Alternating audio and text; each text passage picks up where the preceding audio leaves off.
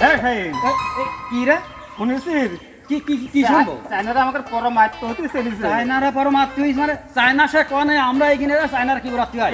আমার যশোর জেলার মেয়েরা সব ওদের ফোনের মাধ্যমে এই ওই যে চায়নারা চাং পাং থাং করে কথা কয় তা উদির ভাষা আমাকে আবার কি করবো রে?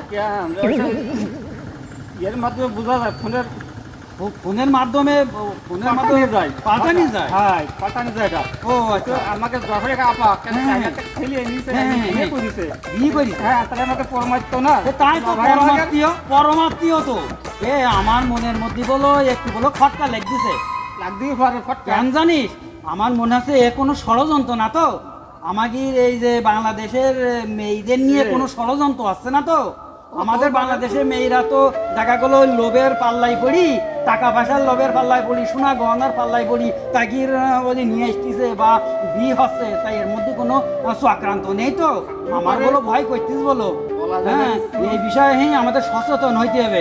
আমাদের যে আপারা আছে না, এটা কিন্তু বুঝাইতে হবে যে এগুলো করা যাবে না, এগুলো করা যাবে না, এত বিপদ হতে পারে, ভবিষ্যতে অনেক বড় মাসুল দিতে হতে পারে। হ্যাঁ।